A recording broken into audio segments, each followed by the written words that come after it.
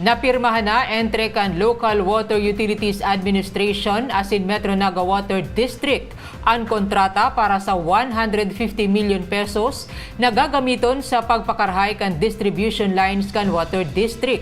Inatindiran ang contract signing ni Alkalde Leni Robredo na nagtabang sa pagkulit sa luwa tanganing maipaluwas ang kantidad na babayadan sa laog nin 10 hasta 15 taon kan MNWD. May report si Joel Sulina.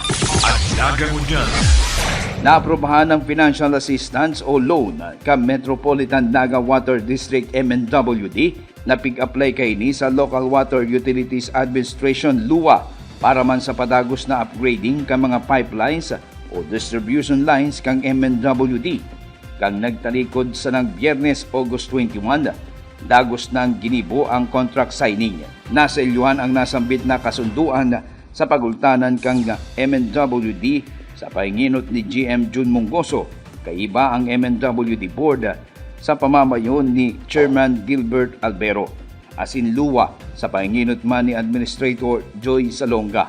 Inatindiran ini ni Mayor Leni Robredo na sa Rosa Nangenota para man masuportanan ang MNWD asin nagtabang nga ring mas mapadali ang pag-follow up sa kahagadan na financial assistance ng MNWD. Sinabi ni Mayor Leni, ang nasambit na kantidad gagamiton kang MNWD sa improvement o pipe laying di mas durabling tubo ng tubig as in rehabilitation ka mga luma na mga transmission as in distribution lines sakop sa area of operation kang MNWD para man sa mas bastanteng malinig na supply ng tubig as in mas maray na water service delivery sa mga consumers.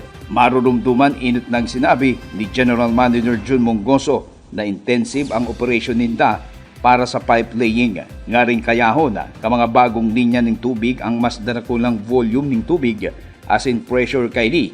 Urog na ngunya na nakadagdag na sinda ng 7 bagong pumping stations as in ini madudugangan pa para sa dugang man na supply ng balinig na tubig na kinakaipuhan kang nagdadakol na mga consumers.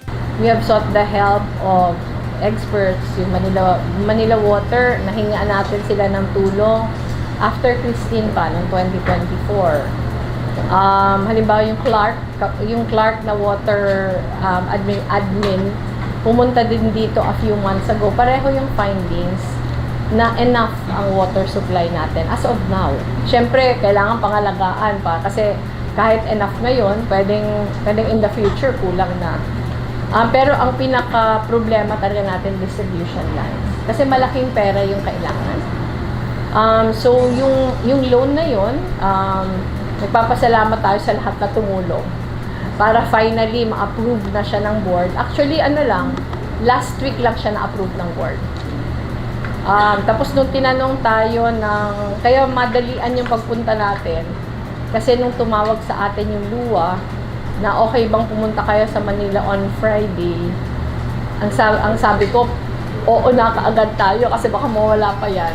Matagal na nating inaasam. Sinabi kang alkalde na makakatabag na ang nasambit na kantidad, alagad aminadong kulang pa ini, nga ring totalmenteng masanglian ang kabos na mga linya ng bagong tubo asin mas darakula para mas epektibong distribution line kang MNWD. Dangan man, hagad man kang alkalde sa MNWD na i-prioritize ang mga problematic areas nga ring mabawasan na ang mga reklamo na maluya o bayan ng tubig sa saindang mga gripo. Hopefully, ma-download ka agad yung money. Siyempre may documentations kasi yun Pero hopefully ma-download agad para MNWD can already start. Kasi alam na nila yung gagawin. Talaga naghihintay lang sila ng funding. Enough po. Laging hindi enough Pero malaking bagay na yung 150. Ang pakiusap lang natin na unahin yung mga distribution lines dun sa mga communities na matagal na nagre-reklamo. Para sa Nagangunyan, Joel Sulina. At nagangunyan.